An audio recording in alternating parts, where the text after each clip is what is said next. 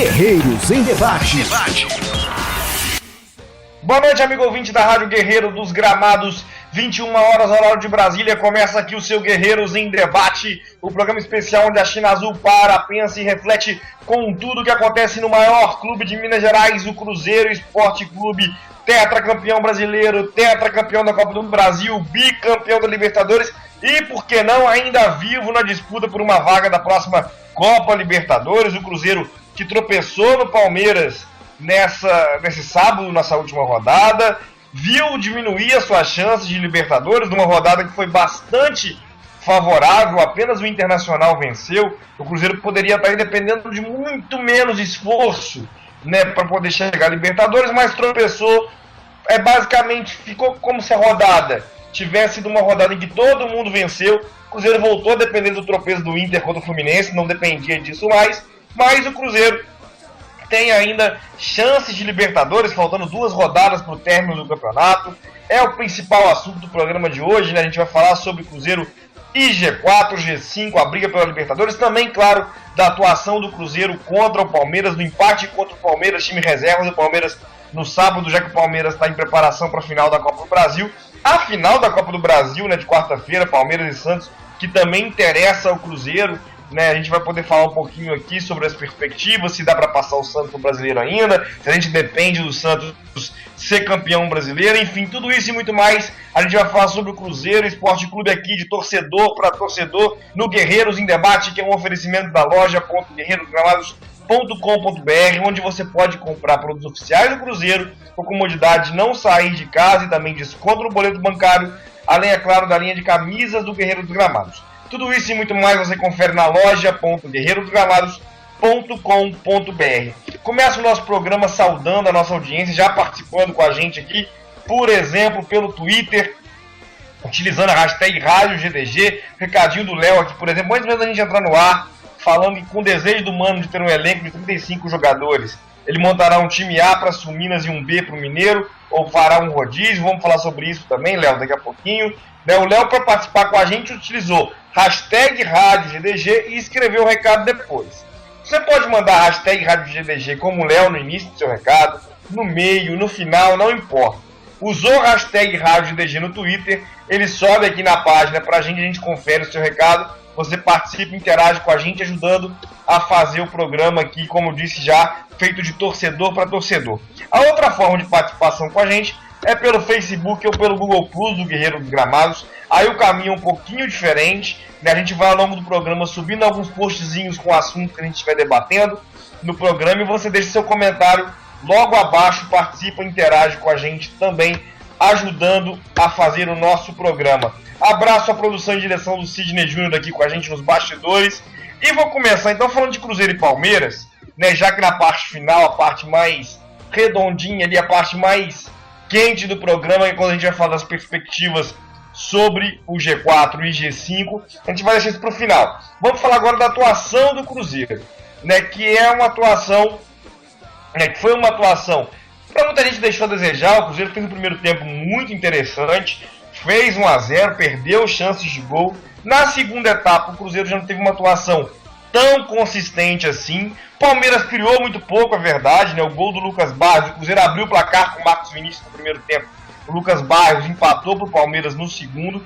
Foi praticamente a única finalização do Palmeiras com perigo no gol, durante a partida, O Fábio não teve que fazer nenhuma grande intervenção na partida. O Fernando Praz, por sua vez, participou mais do jogo. O William, não estava em noite inspirada, perdeu algumas chances de gol.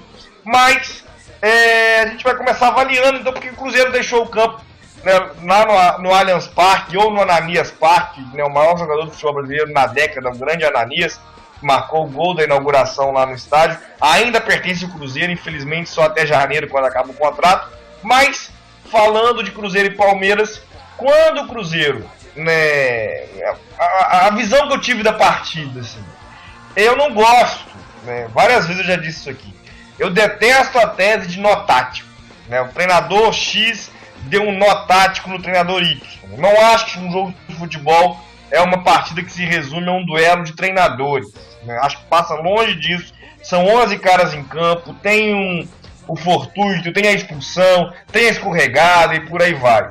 Mas na partida de sábado, né, eu não gostei de uma atitude do Mano. Né, eu achei que o Mano demorou demais, né, para fazer substituições, né, as substituições.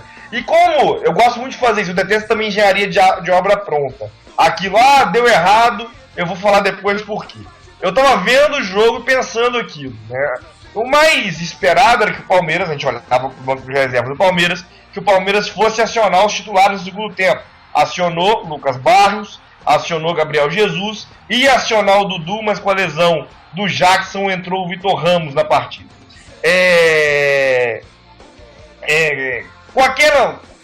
Ao longo do segundo tempo, né, os dois técnicos esperando para fazer substituições, o Cruzeiro diminuiu o ritmo. Eu fiquei na expectativa do Alisson entrar, né, porque o Alisson já foi sacado do time para que o Arrascaeta pudesse voltar. Acho que decisão hiper compreensível, já que o Arrascaeta voltava da seleção e o Alisson está se recuperando de lesão, mas me parecia evidente que o Palmeiras ia recorrer aos seus melhores jogadores, e como o jogo já estava equilibrado, poderia ocupar o campo do Cruzeiro, poderia ir para cima e acabar complicando as nossas ações. E se o Alisson entrasse um pouquinho antes, ele faria esse estrago, digamos assim, na defesa do Palmeiras. Minha cornetinha, né, o Mano, que acho que demorou um pouco a fazer essa substituição. Aí quando foi feita, o Palmeiras já estava resguardado defensivamente, satisfeito com o empate, e o Cruzeiro não conseguiu encontrar ali o caminho da vitória. Mas, volto a dizer, o trabalho do Mano é impecável até aqui, né? Colocou o Cruzeiro na briga pela Libertadores num momento em que muita gente esperava que se chegasse ao meio da tabela já estava de ótimo tamanho. A própria escalação foi uma escalação acertada, o Cruzeiro tinha chance de sair do Allianz Parque com vitória, não veio, infelizmente. Um pouco do que eu acho, né, do tropeço do Cruzeiro eu falei. Agora quero saber da Carol Dutra, minha parceira aqui de Guerreiro dos Gramados, o que faltou para o Cruzeiro sair com a vitória do Allianz Parque no sábado, Carol? Boa noite. Boa noite, João. Boa noite, Guerreiros dos Gramados. Boa noite, pessoal, nação que está ouvindo agora a rádio. Então, João, eu acho que às vezes foi a própria pressão que, querendo ou não, acaba sendo criada. Com essa história de Libertadores, G4, G5. Às vezes também, se esse jogo de São Paulo, essa goleada, tivesse ocorrido antes, eu fiquei pensando isso naquele domingo. Se essa goleada tivesse sido antes, às vezes os jogadores até fariam um esforço a mais. Eu confesso que não esperava por aquela derrota, muito menos pelo empate, porque era o time reserva do Palmeiras, não é subestimando a equipe, mas mesmo assim eu esperava um rendimento um pouco maior do Cruzeiro. Tivemos agora 12 partidas de vencibilidade, mas foi um empate com sabor de derrota. Bom, o De Arrascaeta, ele criou muito no primeiro tempo, achei incrível a atuação dele, fiquei impressionada, pois eu achava que ele iria precisar de uma sequência de jogos para retornar ao futebol que ele estava apresentando, muito bom na minha opinião. E o Cruzeiro simplesmente chegou numa parte do primeiro tempo que ele caiu de posição. O Willian não estava no dia dele, o Mano estava tenso, que isso reflete até mesmo na expulsão dele. Não podemos só culpar o árbitro da partida, que ele ficou totalmente revoltado com a situação do Leandro Almeida com o Willian, com aquela jogada dura.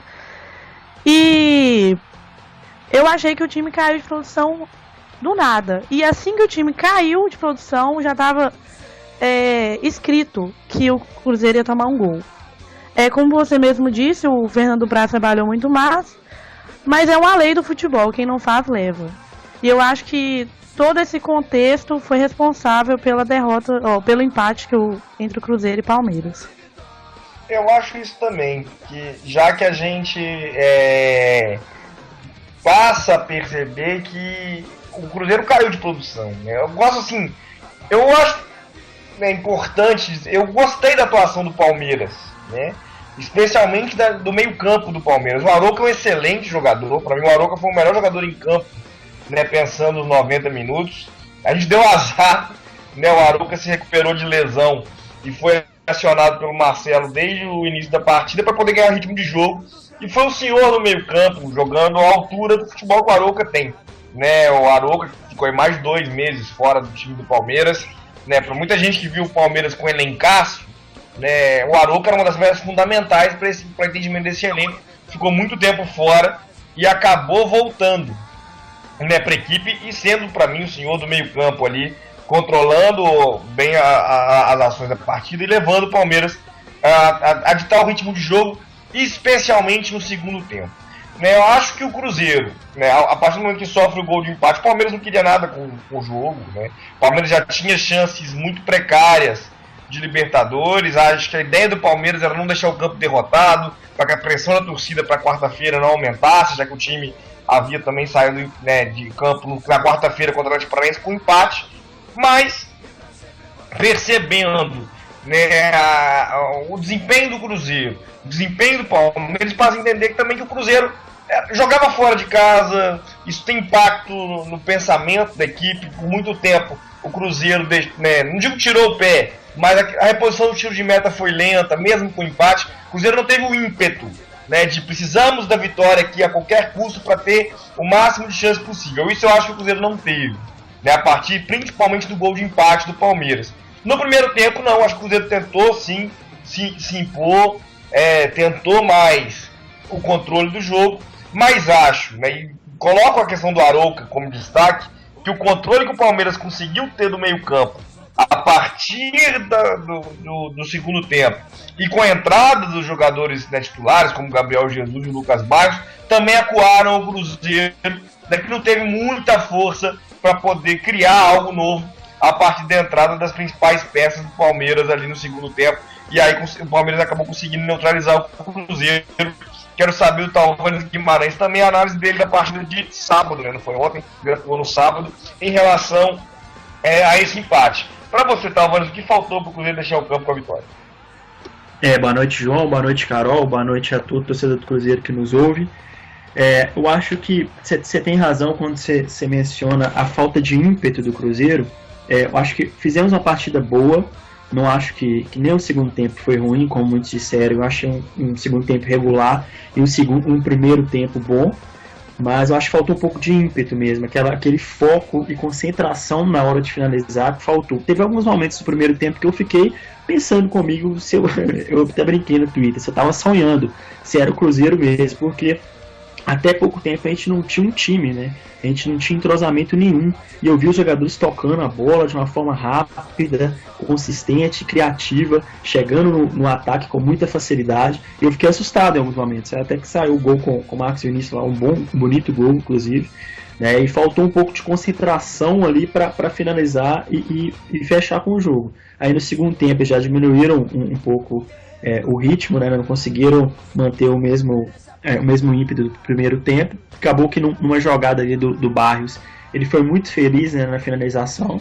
O Bruno Rodrigues estava mal posicionado, estava marcando ele do jeito que deveria, e ele cabeceou no ângulo sem chance para o Fábio. E depois disso também o Palmeiras não teve muita chance. Mas não considero, pelo contexto, é um resultado frustrante, sim. Mas se for olhar no geral, é um resultado absolutamente normal. Por mais que o Palmeiras não estivesse com seu time titular, você não vai achar que o Cruzeiro vai na casa dele e empatar, vai ser um resultado ruim. Você não pode pensar também dessa forma. Pelo contexto, foi frustrante sim, porque a gente já sonhava com algo maior. Mas, olhando de forma mais ampla, né, você vê que a evolução do time do Cruzeiro é muito consistente e nos deixa com ótimas perspectivas aí para o ano que vem. Em relação ainda à partida, eu acho que a atuação do Natan, zagueiro do Palmeiras, que é de seleção de base, tudo, mas jovem ainda, foi uma das piores atuações de zagueiro que eu vi esse ano. Ele foi muito mal na partida. O Cruzeiro aproveitou muito pouco o nervosismo do Natan, né, que entregou bolas, especialmente no primeiro tempo. Volto a dizer, o Palmeiras se organizou na segunda etapa de forma mais consistente. O Cruzeiro teve a faca e o queijo na mão para resolver a partida no primeiro tempo, não conseguiu, não teve eficiência para isso. No segundo tempo as coisas equilibraram, né, volto a dizer aí, na minha perspectiva, pela entrada dos jogadores, né, titulares do Palmeiras, e também porque é do jogo, né, quando você vai ao vestiário, muitas vezes a partida muda de perspectiva, e o empate acabou sendo a realidade da partida, dificultando a vida do Cruzeiro na briga pelo G4 ou G5. O Cruzeiro segue vivo, a gente vai falar sobre isso, mas a situação deu uma bela de uma complicada. O Léo Lopes, como eu falei no início, ele pergunta sobre o desejo do Mano de ter um elenco de 35 jogadores, ele até fala até menos, até 33 às vezes, se ele vai montar com isso um time A para Sul Minas, ou Primeira Liga, né, o nome que está se adotando agora para a competição, e um B para o Mineiro, ou se ele vai fazer rodízio. A gente tem que lembrar o seguinte, a Primeira Liga é uma competição experimental, né, com grandes condições de se firmar um calendário, mas que tem apenas 5 datas, né? Se a gente pensar o Campeonato Paulista, por exemplo, que segue, né, mantém a sua programação normal, tem 20 clubes, são 19 datas na primeira fase, 21, né, com a quarta de final, 2 jogos são 23 datas, né? Vou fazer uma continha rápida aqui. O Mineiro, ele tem 15 datas. O Campeonato Mineiro tem 15 datas. 11 datas da primeira fase, 2 da semifinal, 2 da fase final. Mais 5 datas da Primeira Liga, se o time chegar à final da Primeira Liga, são 20 datas. Ficam menos vagas do que no Campeonato Paulista, né? Então, aliás, a primeira fase do Paulista, deixa eu corrigir, né? Estamos corrigindo aqui a produção. São 20 times, mas não é todo mundo contra todo mundo, né? Nos últimos anos, o Paulista lançou aquele esquema de grupos e os times do mesmo grupo não se enfrentam. Eles vão enfrentando os outros times, quem fizer mais pontos em cada grupo se classifica. Então, são 14 datas, vou refazer a conta aqui, mais 2 datas, né, de quarta de final e semifinal, mais 2 datas de final, a gente tem 18 datas. Aí sim, com isso, a Primeira Liga vai passar a ocupar um número maior de datas no calendário, 20 datas, 2 datas a mais. No Paulista, eventualmente, os clubes acionam jogadores reservas, né? Por exemplo, nessa conta de quarta e semifinal do jogo único, eu fiz certinho, tá aqui.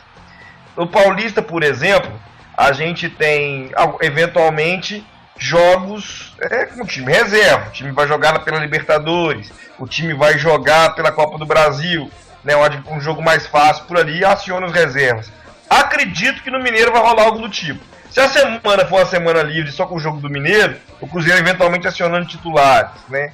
Não sei dizer ainda qual é esse planejamento, mas vendo o número de datas e comparando, por exemplo, com o futebol paulista, o impacto da Primeira Liga no calendário não é tão grande assim. Depende também, claro, se o Cruzeiro se classificar para a Libertadores, né? O Cruzeiro for para a Libertadores, ele já entra na pré-Libertadores, são 2 datas a mais, vem primeira fase com 6 datas, e se for avançando, aí o calendário vai ficar apertado. Acho que primeiro tem que definir qual é o calendário do ano que vem. Talvez o Cruzeiro não vá para a Libertadores, mas se classifique diretamente para as oitavas de final da Copa do Brasil, se for o melhor colocado entre os que não tiverem vaga na Libertadores, né? Isso acontece no Brasileiro, o 6º colocado vai para as oitavas de final da Copa do Brasil, já que o campeão da Libertadores não foi brasileiro. Se fosse, os 6 que estavam na Libertadores nas oitavas de final da Copa do Brasil. Como não é o campeão o River Plate, o 6º melhor time da temporada no Brasil vai direto para as oitavas da Copa do Brasil. O Cruzeiro tem chance de ser esse time também e ficar com o calendário mais folgado. O Fernando TFC pede para a gente comentar a decisão da Conmebol de utilizar um ranking de clubes para definir cabeça de chave da Libertadores, e também o anúncio da Confederação de uma licitação pública para transmissões a partir de 2018, né, em função até do circo que foi Trafic operando aí, todos os escândalos da FIFA e da Conmebol, e com isso ele via a tendência de fortalecimento da Libertadores. A questão do ranking, né, é interessante porque se estuda um ranking dos últimos 10 anos, né? Se o Cruzeiro for para a Libertadores, nos últimos 10 anos ele tem participações relevantes, né? O Cruzeiro sempre passou da primeira fase, então entraria, por exemplo, né, a participação de 2008, quando o Cruzeiro foi às oitavas de final, 2009, quando foi a final, 2010, quando foi às quartas de final, 2014, quando foi às quartas de final, 2015, quando foi às quartas de final.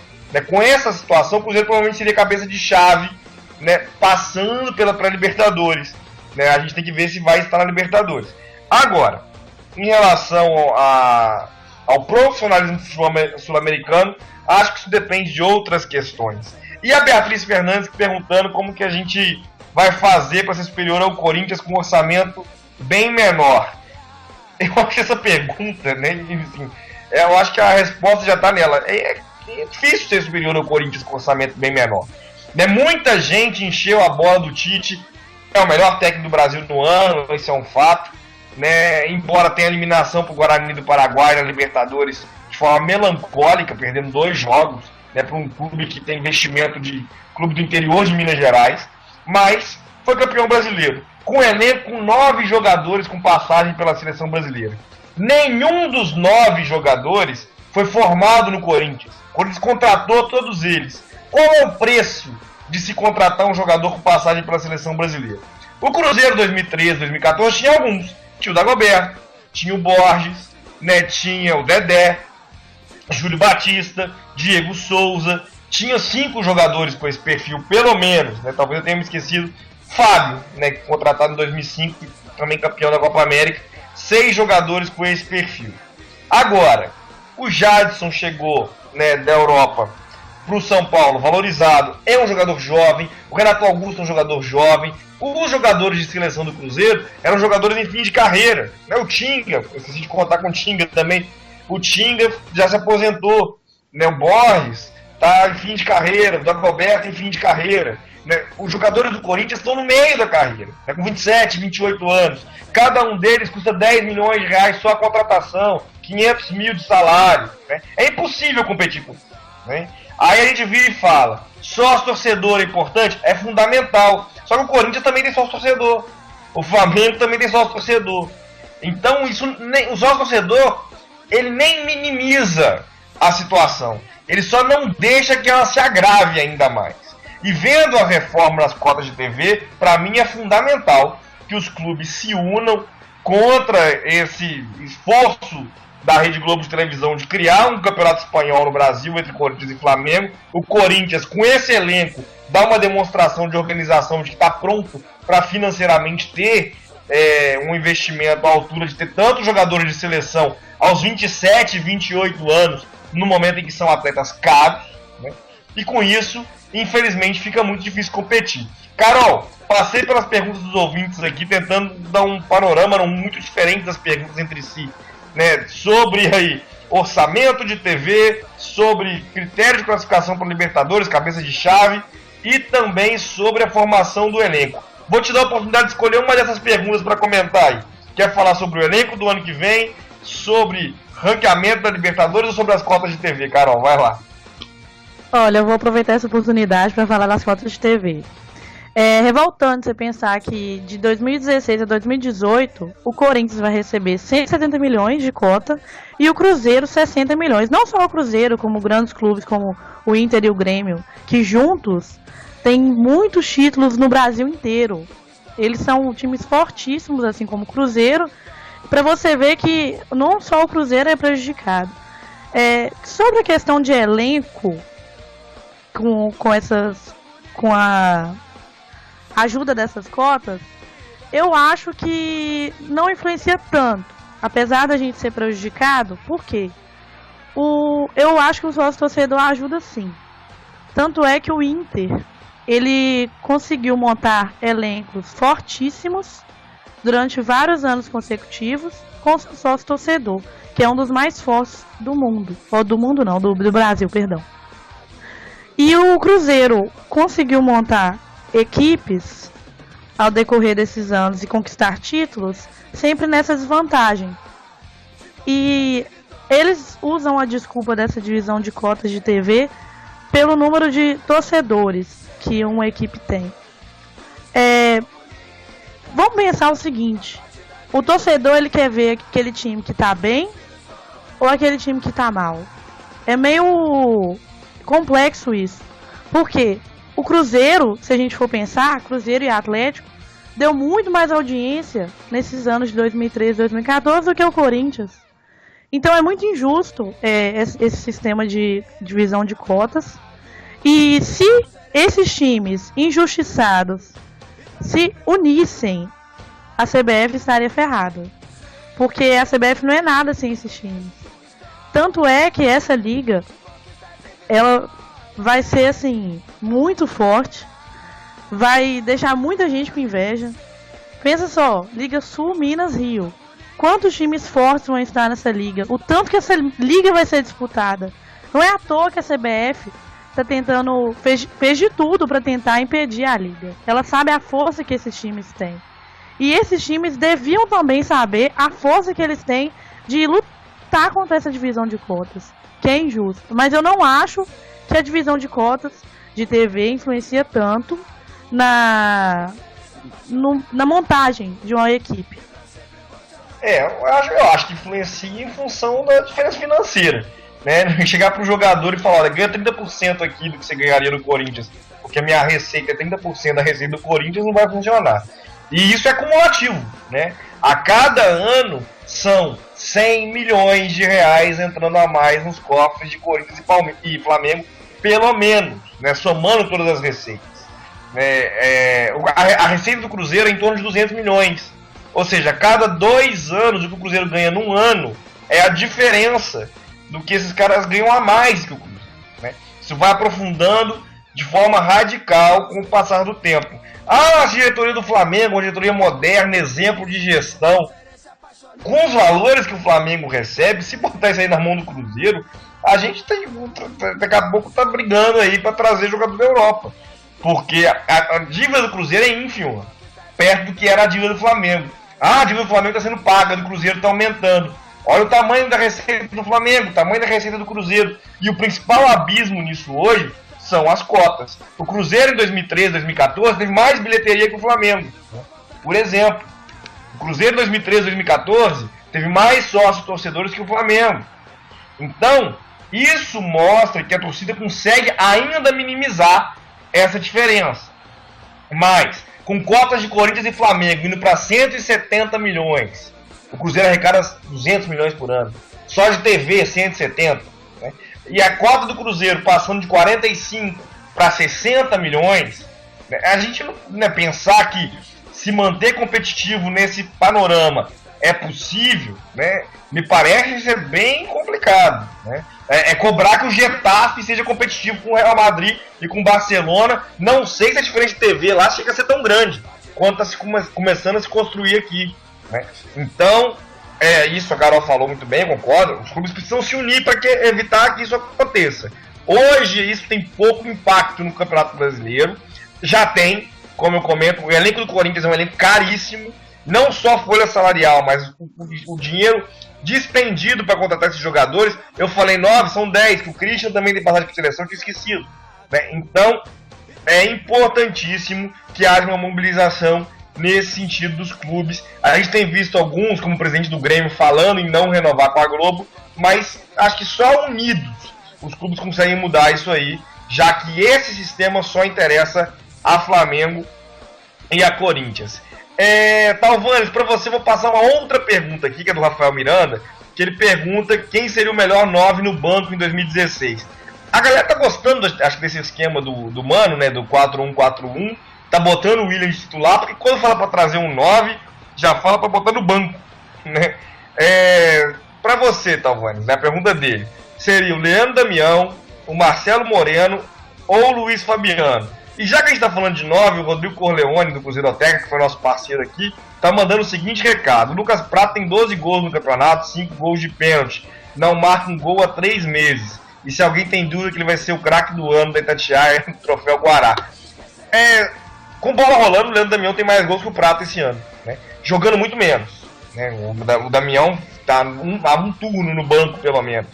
Então, é interessante perceber esses números, né, em relação a questão do 9, vou até botar isso pra você. Se você quiser, Talvanes, botar o Prato como o seu 9 também pode ser. Quem seria pra você o melhor 9 pra estar no banco? Prato, Damião, Moreno ou Luiz Fabiano? Sem dúvida nenhuma o Prato. Vocês podem ficar com raiva de mim aí, mas eu acho que o Prato tá bem acima do Damião. O Damião é um jogador que tem números melhores que o William. Aí agora o cruzeirense que assistiu todos os jogos, né, da temporada vai falar que o Damião jogou mais que o William? Não jogou. Então o número é algo que engana muito, né, no futebol. A gente não pode ficar muito preso a número. A gente tem que ver um pouco do contexto dos jogos, ver quem é mais participativo, contribui mais taticamente para o time, articula jogadas, abre espaço. E realmente, Damião, ele hoje ganha 700 mil reais, e eu seria favorável à permanência dele apenas se ele reduzisse, assim, vamos dizer, uns 400% o que ele ganha hoje. Porque esse salário que ele ganha hoje, ele não vale nunca. Ele não vale nunca mesmo. Ele não tá numa fase muito boa, né? Erra muito gol, faz algumas jogadas pífias, acerta outras realmente, faz alguns gols importantes também por outro lado, mas não acho que ele vale isso tudo não, vale no máximo R$200 mil. Mais que isso, já acho que é super valorizar o Damião. Agora o Prato, ele além, né, de jogar como centroavante, eu acho que ele é mais inteligente taticamente, teve um primeiro semestre bom, você não pode desconsiderar, no segundo semestre agora realmente deu uma caída, mas eu acho que a gente tem, eu sou cruzeirense fanático, todo mundo sabe, mas eu, ao mesmo tempo sou jornalista, então tem que ter uma capacidade analítica. Eu acho que o jogador do troféu, né, da Itatiaia, eu até me esqueci o nome, qual que é mesmo? Guará. Isso, troféu Guará, eu não acompanho muito Itatiaia. Vai ter que ser dado a um atleticano. O Atlético teve uma campanha melhor que a do Cruzeiro no ano. Você não precisa de negar a realidade. O Atlético terminou melhor, foi vice-campeão brasileiro, né, tende a ser o vice-campeão brasileiro. Não tem problema nenhum admitir isso. Cabe ao Cruzeiro agora voltar ao normal, né, no ano que vem, para, né, recuperar o protagonismo em Minas que sempre foi dele. Agora, qual que é a outra questão mesmo, além da questão do 9 que você tinha me falado? Não, era em relação a essa formação, né, do Cruzeiro. E o 4-1-4-1, parece que o pessoal está convencido de que o William é titular e que o centroavante vier vai ser banco. Né? Não, isso eu não tenho dúvida disso. Eu acho que o William, como falso 9, ele está funcionando muito bem. E eu até queria que o Cruzeiro trouxesse o Rafael Sobis. Eu sei que deve ser difícil, ele fez uma Libertadores boa lá no México. Eu queria que o Cruzeiro trouxesse ele. Eu acho que ele, o William ali variando como 9, ficaria muito bom. Acho que ficaria muito móvel. A gente tem Arrascaeta, Alisson, Marcos Vinícius, são jogadores muito hábeis, né, ágeis.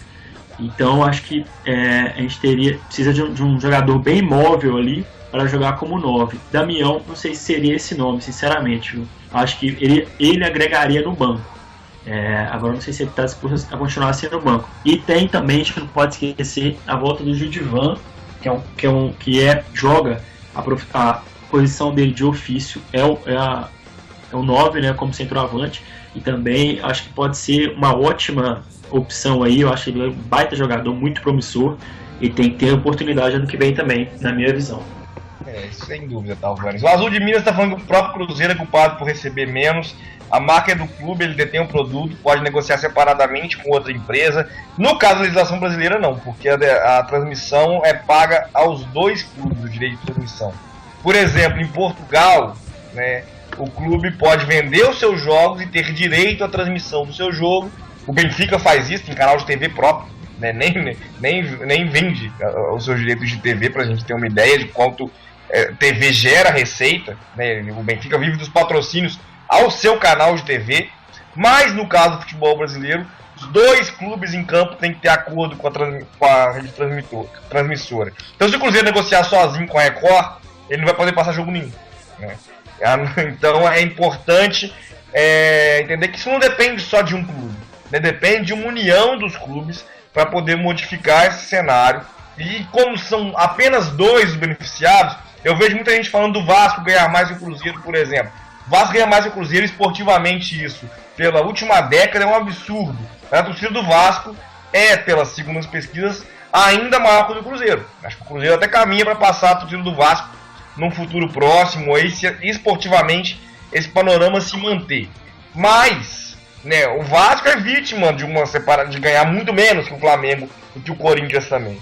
Então, o Vasco, o São Paulo, né, que é outro que ganha mais, nesse sentido, são aliados de Cruzeiro, o Fluminense e o Botafogo, que ganham mais que o Cruzeiro, ganham mesmo que o Cruzeiro. Isso é um absurdo, do ponto de vista da lógica de ter mais torcida, ganha. A torcida do Cruzeiro é no mínimo 4 vezes maior que a do Fluminense, que a do Botafogo, né? Mas a gente tem aí que entender que a questão, né, dos critérios que a TV paga hoje, ela não é construída a partir de uma lógica, cálculo de audiência, etc. É extremamente intuitiva. A TV paga o quanto ela quer, para quem ela quer. Isso tem gerado o abismo que acontece. Isso não deveriam admitir. Isso só funcionaria para mudar isso em cooperação, em função até da transmissão dos jogos, né? Se a regra é essa, deixa Flamengo e Corinthians fecharem com a Globo, só vai passar Flamengo e Corinthians 2 jogos no Brasileiro e outro canal pagando um valor mais justo transmite o restante do brasileiro, certamente seria um sucesso, né, o campeonato, também em outro canal. Sobre não conseguir a vaga Libertadores, o torcedor celeste acha que se o Cruzeiro não conseguir, o Mano deve usar o time titular em todas as competições para facilitar o entrosamento. Vamos ao nosso ranking de cidades. Belo Horizonte em primeiro lugar, mais uma vez, seguido por Contagem, Sabará, Divinópolis, Ibirité, Sete Lagoas, Governador Valadares, Patrocínio, São João del Rei, Juiz de Fora, Vitória, Rio de Janeiro, Sorocaba, Joinville e a audiência nacional representada pelas cidades de Newton City e a região do Brooklyn, Nova York, também aqui participando com a gente, ambos nos Estados Unidos. Quero a produção aqui comentando, como tem audiência de Joinville, hoje a torcida está no ranking da cidade, o pessoal de Joinville está de olho aqui no nosso papo, aí na preparação, se bem que não devem estar muito motivados, né? Lembrando que, só esqueci de fazer o nosso anúncio aqui, que o Guerreiros em Debate é um oferecimento da loja.guerreirosgramados.com.br, onde você pode adquirir livros oficiais do Cruzeiro com a comodidade de não sair de casa e também desconto no boleto bancário, além, é claro, a linha de camisas do Guerreiros Gramados. Tudo isso e muito mais você confere na loja.guerreirosgramados.com.br. Vamos falar então de Cruzeiro e Joinville. O Joinville é o lanterna e a primeira equipe rebaixada do campeonato. Nas últimas 5 rodadas, primeira campanha geral, 31 pontos, né, em 36 jogos. Foram 7 vitórias, uma sobre o Cruzeiro, aquele 3-0, né, e o Luxemburgo sobreviveu aquilo ainda. 10 empates e 19 derrotas. Fez 26 gols, é o pior ataque do campeonato e sofreu 43 gols. A defesa nem tomou tantos gols assim, né? O Atlético Mineiro, que é vice-líder, tudo bem que tomou muitos gols, tomou 45, por exemplo. Mas o São Paulo tomou 45, fez só nesse domingo.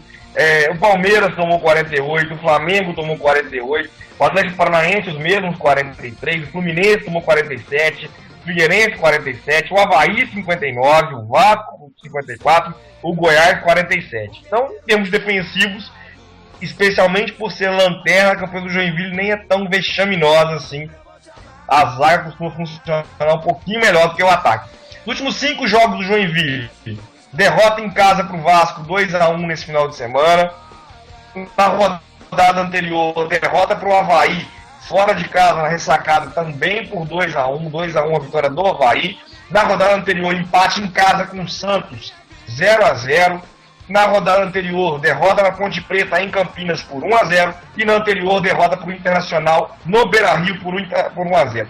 Vejo muita gente falando de goleada, né, expectativa de goleada para domingo. Vendo esse desempenho aí da defesa do Joinville, né, dificilmente vai marcar gol, né? O Cruzeiro conseguiu tomar 3, mas o time faz poucos gols.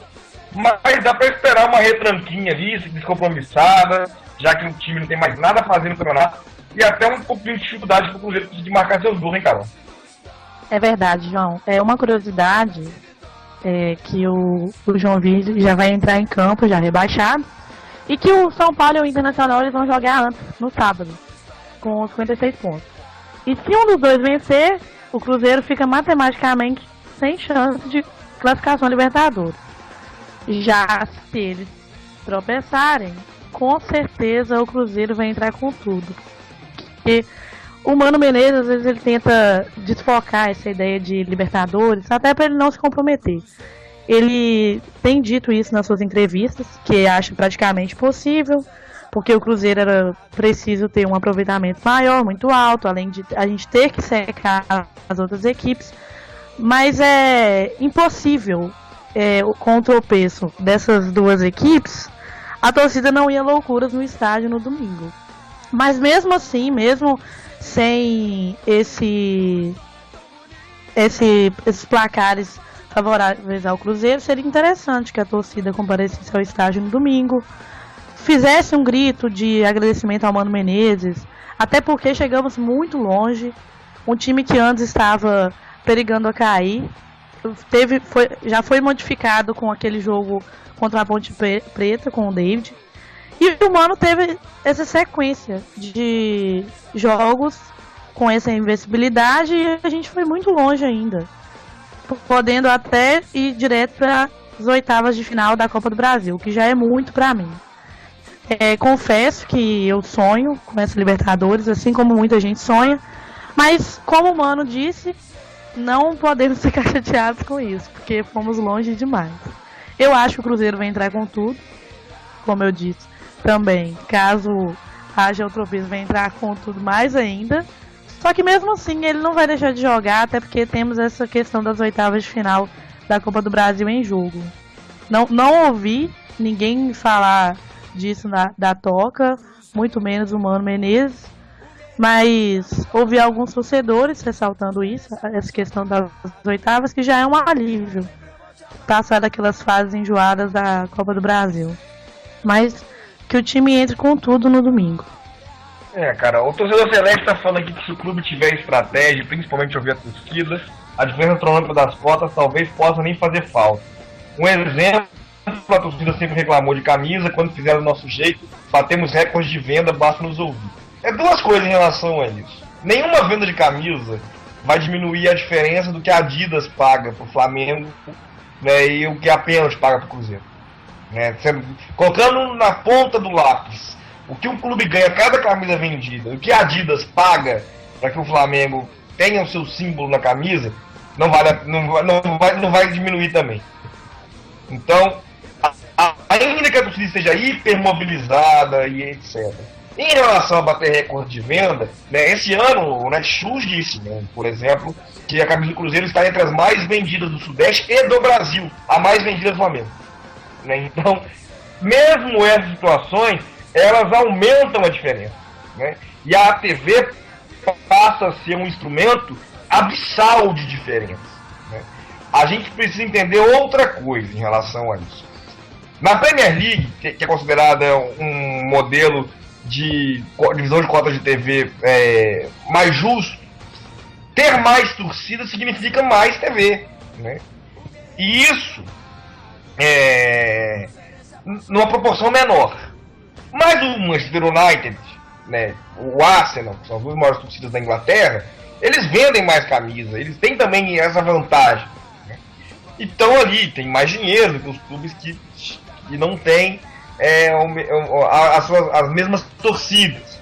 Na Inglaterra tem performance que se paga por desempenho, o que aqui está rolando, né, premiação. Na Inglaterra tem premiação, mas na cota de TV também o desempenho esportivo faz diferença. O modelo mais justo de distribuição esportiva, né, de cotas de TV no mundo, não é o modelo do futebol, é o modelo dos esportes americanos, né, que costuma ser o modelo de a liga negocia e divide para os clubes. Eu estava conversando com um especialista em cotas de TV outro dia, né, sobre a questão do Campeonato Mineiro, por exemplo, né, quando a gente tem aqui o Campeonato Mineiro e a Globo passa para Minas Gerais, o Campeonato Carioca para Juiz de Fora, ou o Campeonato Paulista para São Paulo, para Uberlândia, desculpa. Se isso ocorre nos Estados Unidos, né, o clube do estado privilegiado tem que pagar para o clube do estado que não está tendo o jogo transmitido. Né? Se a gente tem esse tipo de intervenção aqui no futebol brasileiro, né, começa a falar que é comunismo, que o governo está se metendo em um monte de coisa. No berço do capitalismo, o Estado atua para manter o equilíbrio esportivo. Né? Aqui, o que a gente está vendo é um abismo. E aí quando coloca, por isso que eu discordo radicalmente do torcedor celeste, quando coloca na conta da torcida diminuir essa diferença, né, eu viro, olha, não tem como. A nossa torcida efetivamente é menor que a torcida do Flamengo. Acho que até mais mobilizada. Né? A torcida do Cruzeiro joga em Belo Horizonte, uma cidade que não tem nem metade do tamanho do Rio de Janeiro, e comparece nos últimos 10, 20 anos em número consideravelmente superior ao Flamengo na maioria dos anos. Né? Nos anos que não comparece, a gente tem que lembrar ainda, às vezes, que é uma questão esportiva ou outra, mas quem conhece o Rio sabe como é fácil chegar ao Maracanã. Metrô, trem, ônibus, né, facilidade de estacionamento. Quem conhece o Mineirão sabe a dificuldade que é. Então, em termos de engajamento, eu não tenho dúvida do tamanho da nossa torcida.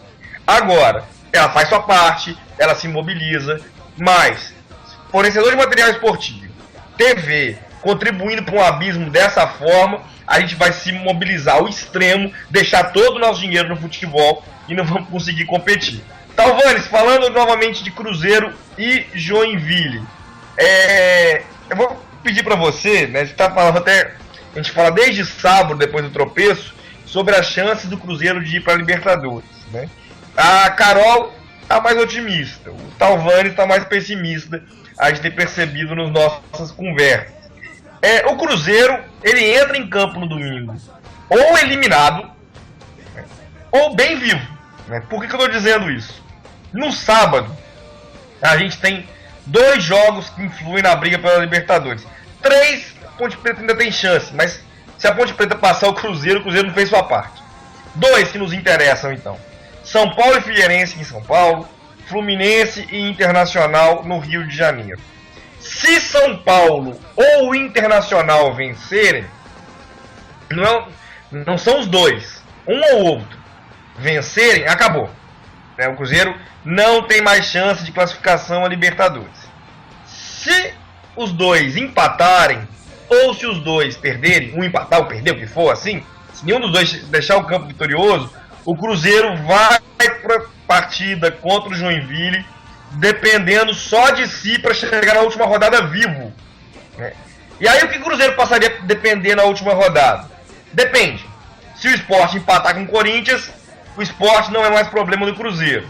Se o Santos não vencer o Vasco, o Santos não vai poder vencer. O Santos na última rodada joga contra o Atlético Paranaense. O Santos pode empatar 2 jogos. Ou ganha a Copa do Brasil e não interessa. E o São Paulo, ele não vai poder vencer o Goiás. Se tudo der certo na rodada, né, se o Sport, por exemplo, não vence o Corinthians, o Cruzeiro pode ir para a última rodada, Talvani, dependendo de um empate do Goiás contra o São Paulo e de vencer o Inter. Aí eu te pergunto, tá tão difícil assim? Tá sim, João.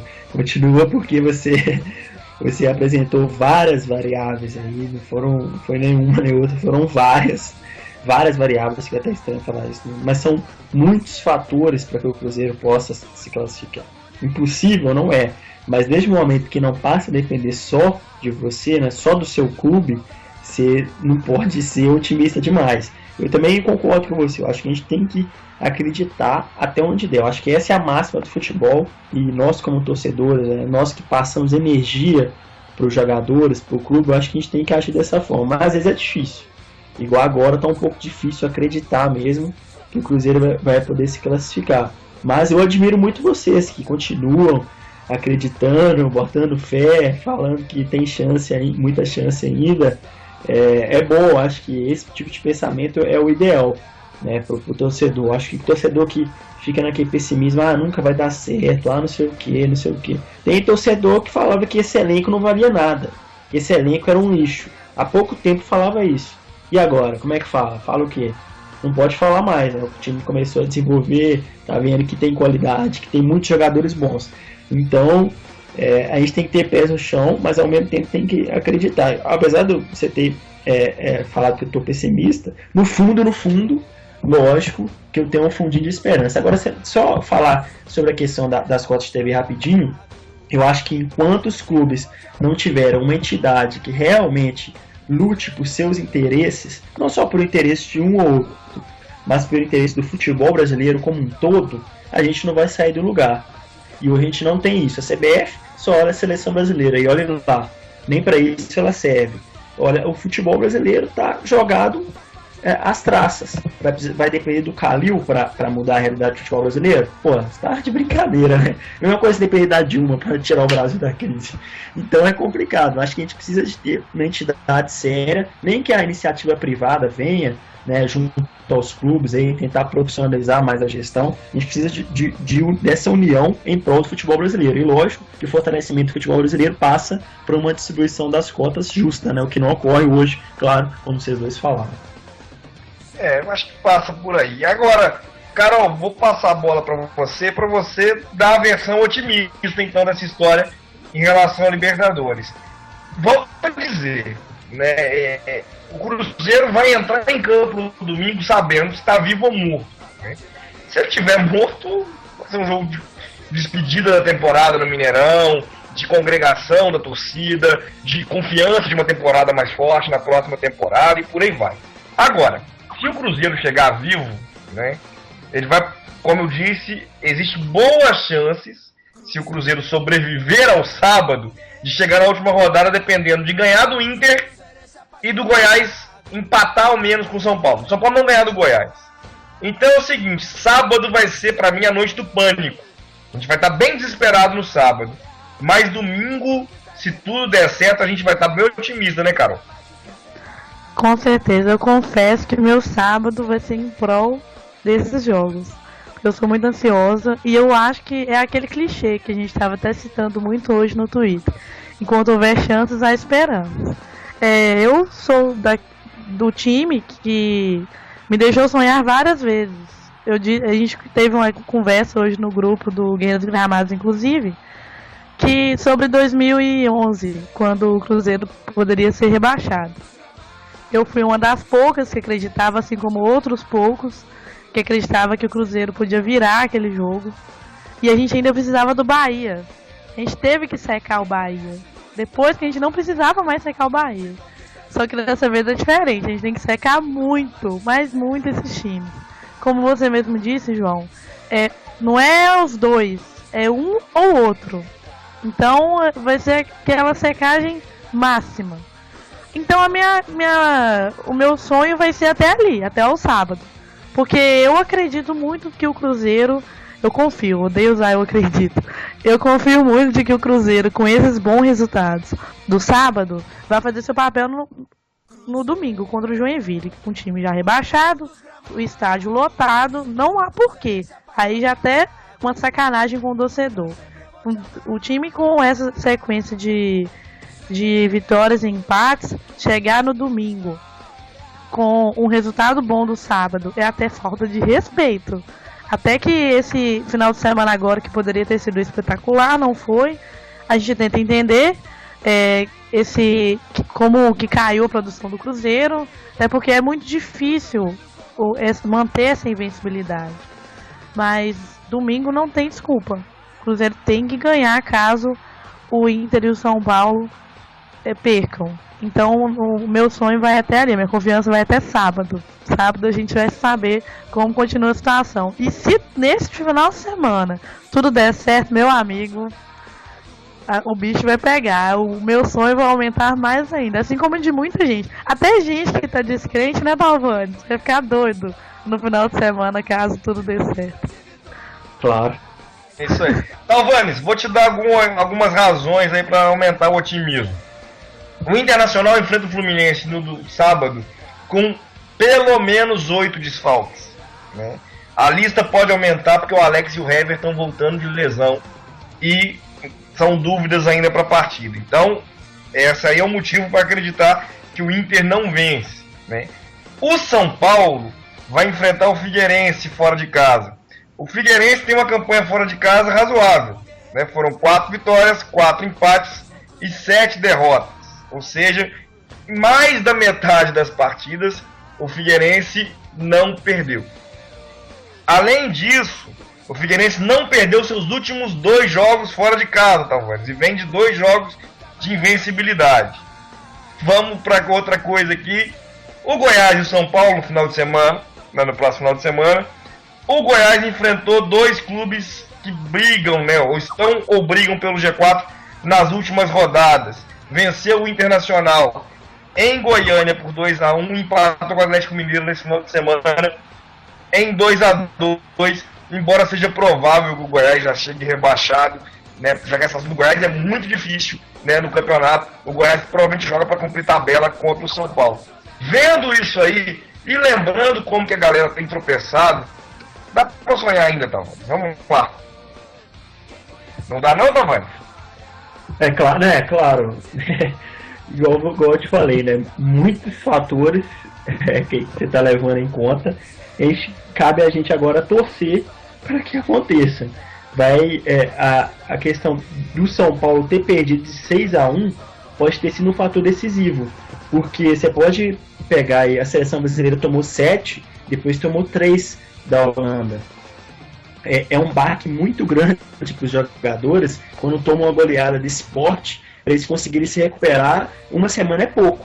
Então a pressão é grande, é torcedor, no CT, é diretoria. Então, se os jogadores não tiverem mesmo muita personalidade, a chance deles ceder, né, a pressão empatar, perder pro Figueirense é grande. Agora, o problema é que não é só o São Paulo. O esporte também, né? O Santos tem que ganhar a Copa do Brasil ou perder. Quem mais? Então, eu já até perdi as contas de tudo que você falou. É muita gente, é muito fator. O Inter empatando o próximo, a gente pode ganhar dele fora, né?